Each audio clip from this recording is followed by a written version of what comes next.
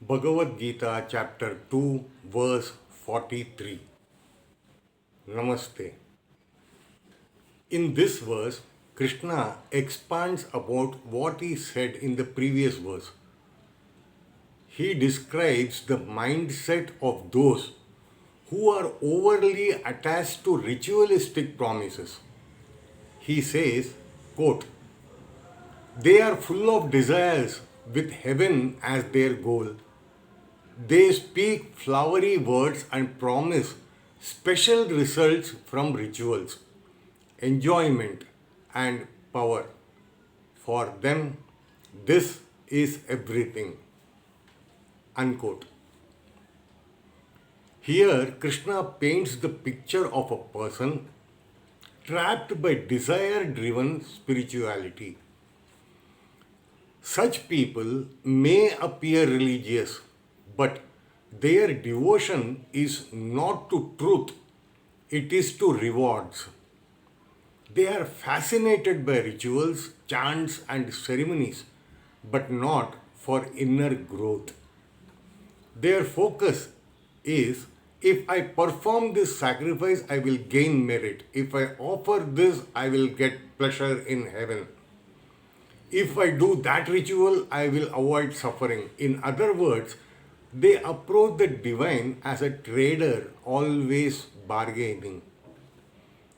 This attitude keeps the mind bound. Why? Because the goal is still pleasure, whether here on earth or in heaven. And wherever desire rules, restlessness follows. A person divine by endless wants can never find peace. Even if they gain heaven, Krishna reminds us later, heaven too is temporary.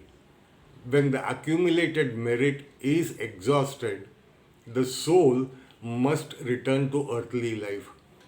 Thus, they remain trapped in the cycle of birth and death. Arjuna is being warned not to fall into this trap. His fear of sin and attachment to family rituals are reflections of the same mindset. He is worried about outcomes.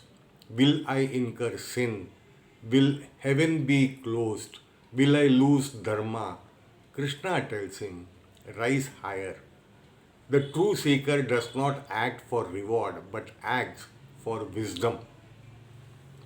Now, let's see how this applies to our modern life.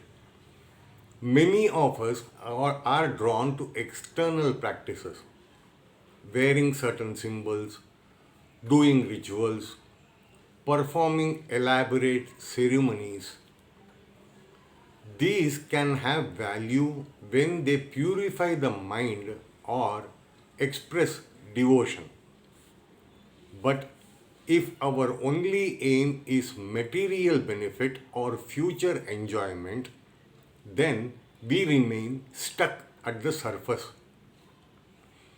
True spirituality begins when rituals become a means, not the end. For example, a person may light a lamp daily. If he does it mechanically expecting wealth in return, it binds him. But if he lights it with awareness, seeing it as a reminder of the inner light, it uplifts him.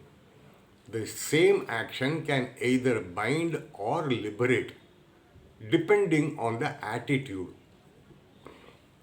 So, Krishna is not rejecting rituals. He is rejecting attachment to them. He is saying, do not stop at the promise of pleasure.